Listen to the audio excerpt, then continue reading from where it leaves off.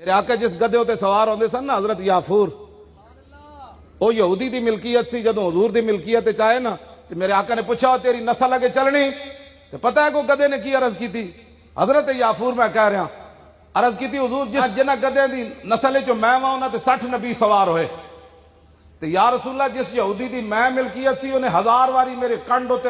چڑھن دی کوشش کی تھی، ہر واری میں انہوں پرت کے تھلے سٹیا، میں کہا میری کنڈ ہوتے خاتم النبیین سوار کو گدے نے عرض کی تھی حضور میں نے وہ کٹدا بھی سی بھکھا بھی رکھدا سی،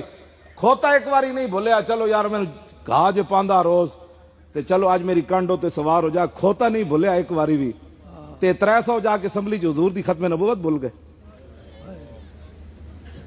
پھر سانو کہنے جی مولا ہلکی بات کرو، ہلکی تب ہوتی ہے جب میں رویا جی میں نو گسیٹ کے لے گئے، میں نو ہتھکڑیاں اندر بھی لائی رکھیاں، میں نو ویسے نال ویل چیئر نہ بھی بدھی رکھیا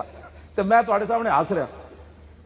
ہاں جی، میں نو بالکل کمرے چ بھی علیحدہ، میں باہروں بندہ لے گئے سی جیل بھائی میری خدمت کرے گا، او بندہ بھی علیحدہ کر دیتا تے راتی روے گا اٹھ کے چیخے گا، میں نو بستر ہو جا دیتا جے دوروں بدبو آندی سی، میں پھر ایو جی چادر سی اودے ستا رہا۔ ٹھنڈی 22 جنوری دی رات ہوئے تو بندہ سہ سکنا باہروں سلاخاں جو ٹھنڈی ہوا آ رہی ہوئے، لیکن میں بڑے تسلی نال ستا،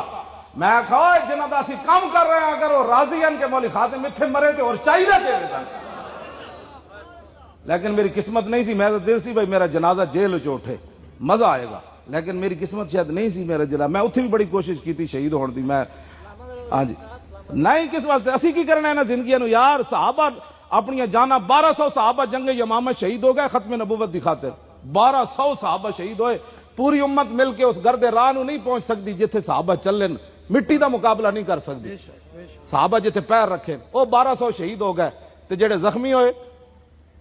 ہزاراں صحابہ شدید زخمی ہو گئے سن، ام عمارہ جنگ یمامہ موجود سن، واپس آئیاں ہاتھ کٹوا کے ختم نبوت دی خاطر، ساڑیاں کیڑیاں ماواں ہوئیاں پترا باہر نہ نکلی، حالات نہیں ٹھیک۔